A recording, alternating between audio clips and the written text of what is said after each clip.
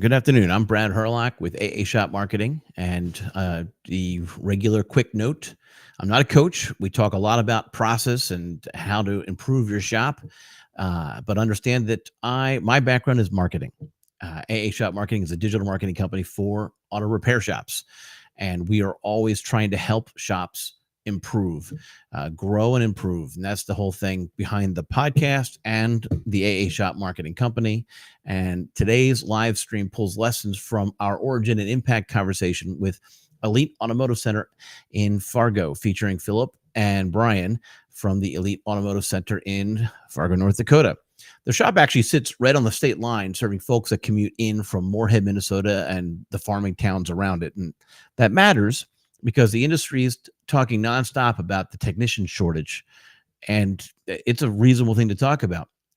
I found it really interesting that Phillips flips that on its head, and he says a lot of the pain is actually a result of a good owner shortage. Very interesting to think about and hear about, and think about it for your own shop. The leadership, the training, the culture.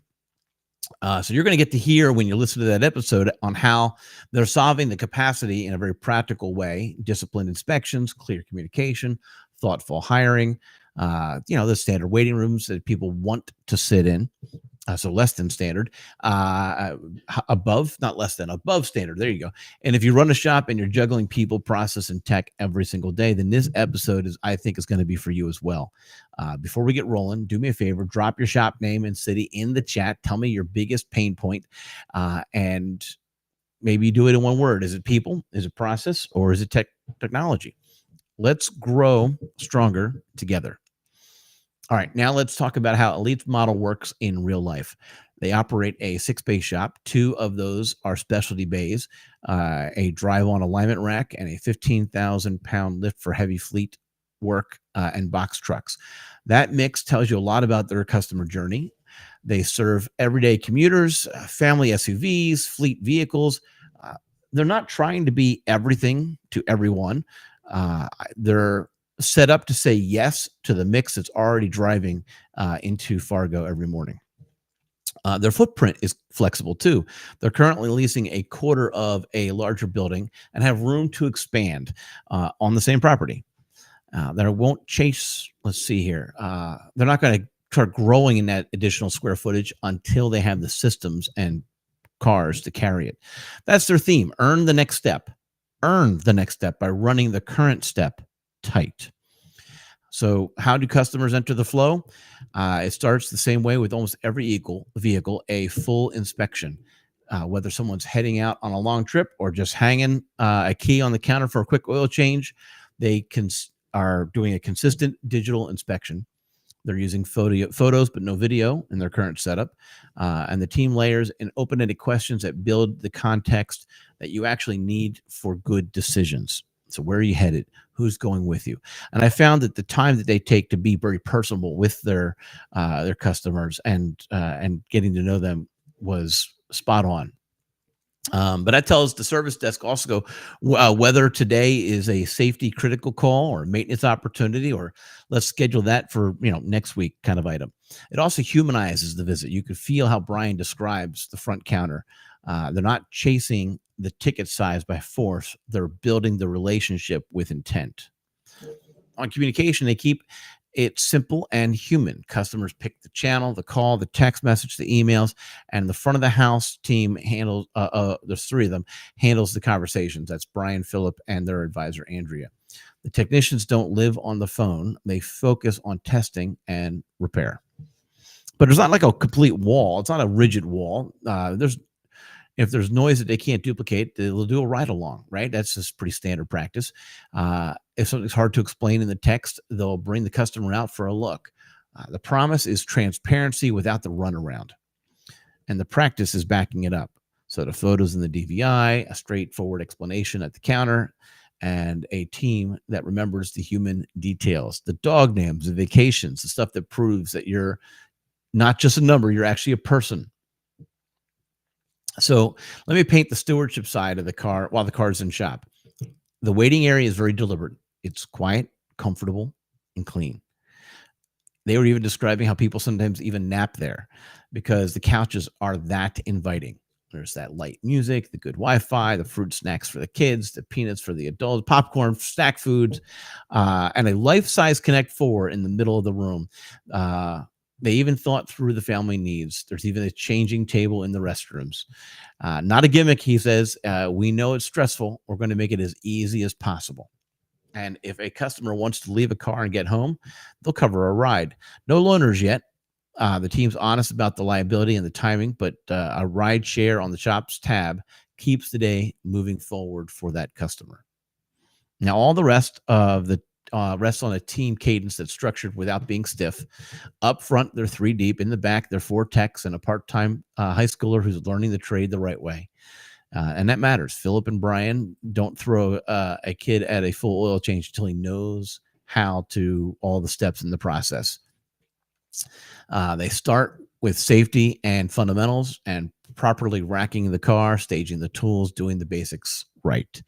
It's mentorship, not churn.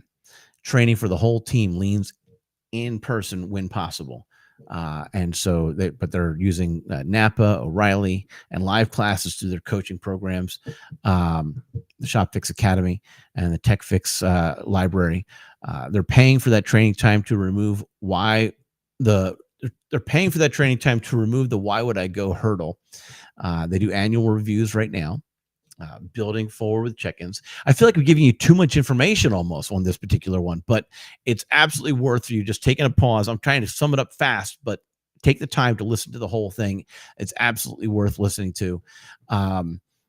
They regularly talked about how they're people first, and that includes not just the customers, right? That includes the team members in the back, systems second, and the balance shows up after that.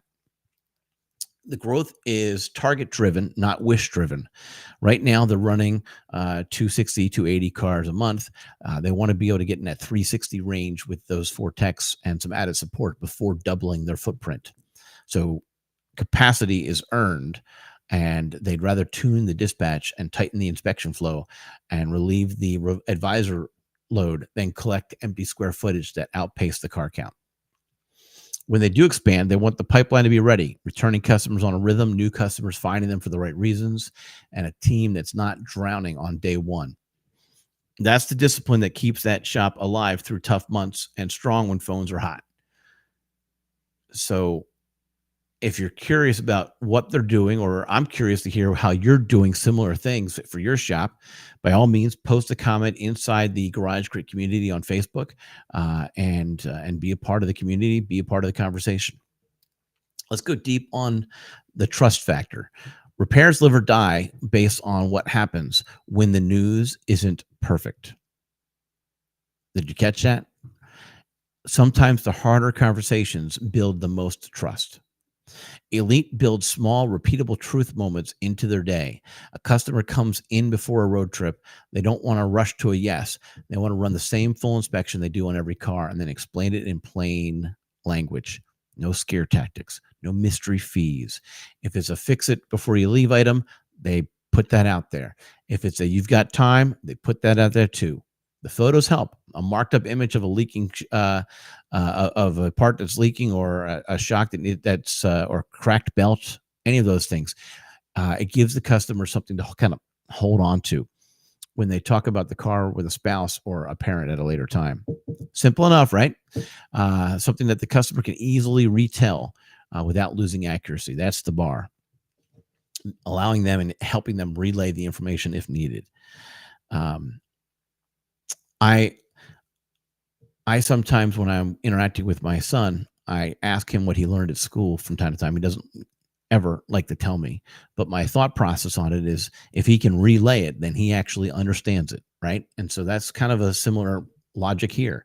If you're explaining to the customers in a way that they can understand, then they should be able to relay it to somebody else with enough accuracy. So they're also smart about the gray areas. Not every noise is a crisis. If they can't duplicate it with real effort, then they do the standard ride along like you all do. If the customer hears it's normal, they explain why. If they hear something the tech didn't, it becomes a test plan, not a debate. On the estimate side, again, plain talk. Given a timeline, what's ordered, why, setting expectations on parts and scheduling. Now, the fleet clients get the same treatment plus speed and reliability because uptime is money in the fleet world. And that's why the heavy duty bay exists. That's why they keep the phone uh, updates clean and short. Nobody has time for a mystery novel in the middle of a routine repair or maintenance item.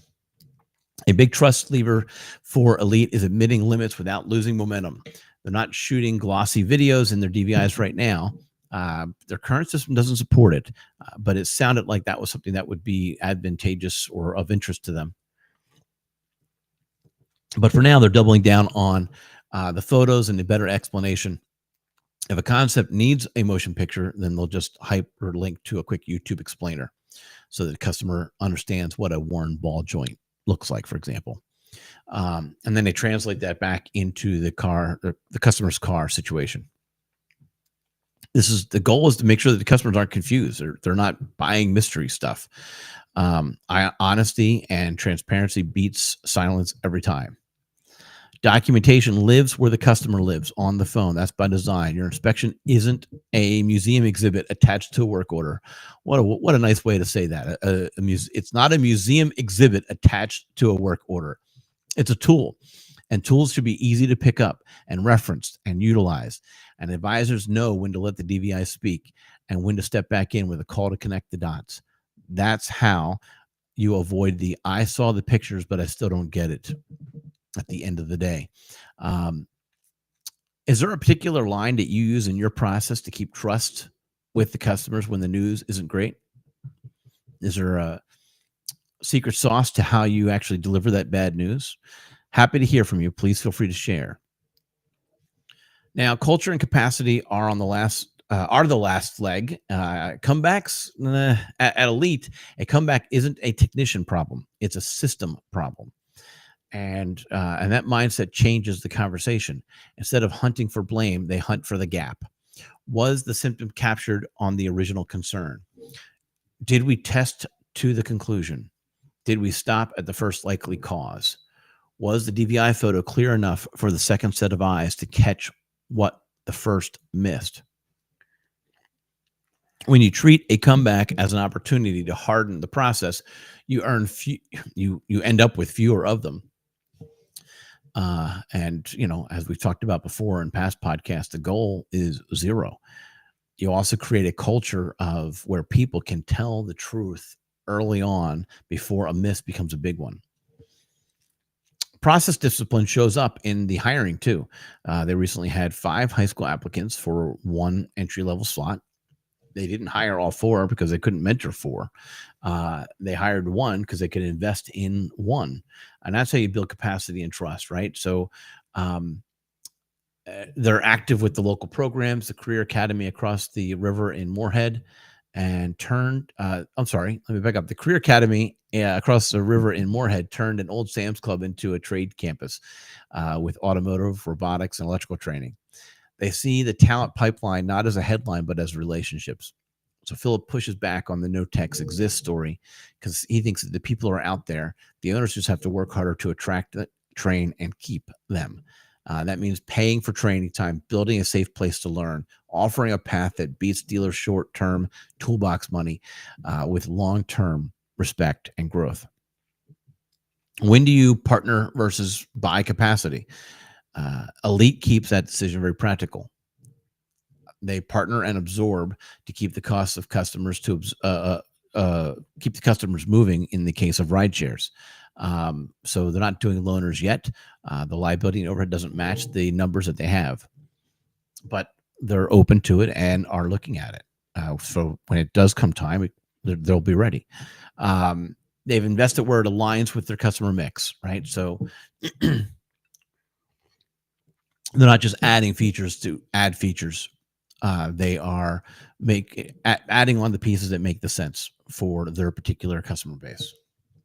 They're building for what their market actually brings them, commuters and fleets who need it fixed right, fast, and fairly.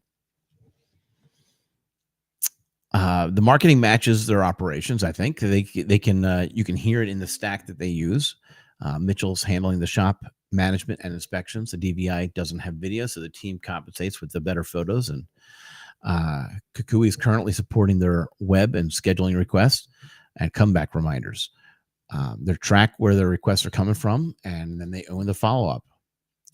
I kind of like this one. They're doing mailers to the rural outskirts on purpose, knowing how many people are commuting into Fargo. The fleet work grows by just doing good work fast for one company and then getting the word to spread out to another. Um, they're not blasting coupon cannons. They're they're just telling the truth, doing the job, and inviting the right people back. And that's how marketing feeds the operations. Um, so the front of the house culture at Elite is the glue. Brian and Philip split the strengths without ego. Brian leads the services and finances, and Philip pushes the marketing and outreach. Andrea anchors the counter. If a candidate looks like a fit, Philip screens the first for a new hot candidate. A new employee candidate looks the fit. Then Philip screens the first round, and then sits. Then they both sit for the technical and culture interview. It's an open conversation, and if someone isn't right, they don't force it. If someone is close, they invest and coach. And when they disagree, as every partner does at some point in some time, they hash it out with respect and tact and move on. They've weathered hits too. Their first location lease was terminated early when the parcel sold, and they salvaged the equipment, found that their current spot, and spent a year renovating. And then COVID hit. I wonder what your COVID story was. I mean, it's been 4 years now, 5 years. I would love to hear how you managed through that particular time. Maybe it didn't make a difference for you. Maybe you had to make a lot of changes. By all means, please reach out and let me know. Over at Elite, the calm hotel lobby waiting room style and the first family first touches came out of that fire. Okay, that was awkward. But yeah, so anyway, they also shared their COVID story, and if you want to check that out first, please feel free. But as I said, I'd love to hear your COVID story as well. You can get the episode on Spotify or YouTube, or actually wherever you get your podcasts. And if you are trying to find the right customers for you, or if better yet, if you're just trying to figure out what your next step is, I'm willing to do that for you here at AA Shop Marketing. We're trying to help as many shops as possible. And so by all means, you just reach out to our website, fill out one of the quick forms, and we'll research your shop, your competitors, and advise you on your next best marketing step is going to be. We also have a brand new analysis option where we actually go 10 times deeper than that free analysis for a paid option, where we will give you not just your next step, we'll give you your next several steps and the why and the how behind that. Also available off of our website. Let's land this here. 3 core ideas to take into your week. First, truth builds trust. That's a common theme here. Run the same inspection every time. Use photos that customers can understand. Map out what's urgent and what can wait.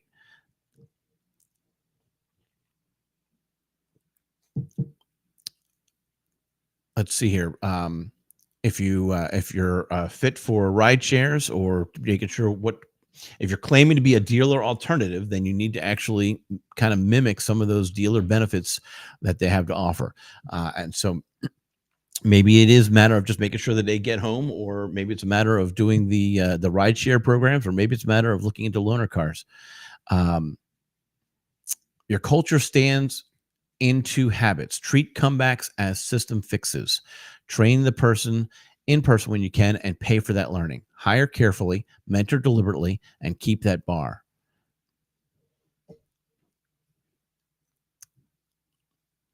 Compassion is real. So are the rare needs of the team and the families they support. You can hold that. You can hold both. I like that. Compassion is real, and the needs of the team and the families they support are legit, right? It's something to be considering about when you're making these business decisions. When you're a small business owner, you're impacting more than just your own bank account. You're impacting the bank account and the financial support of your employees, as well as your community and your customers. All right, let's wrap this up. Just to let you know again, I'm not a coach. I'm a digital marketing guy from AA Shop Marketing. We're helping our shops attract the right kinds of customers, those maintenance minded customers, and book the jobs that fit our clients' operations. If you want me to take a look at your market and see what your next step is, then just let me know. What is your single takeaway from this particular podcast? Go out and listen to it, and come back and let me know what hit you, what resonated with you. Let me know. Thank you so much. And until next time.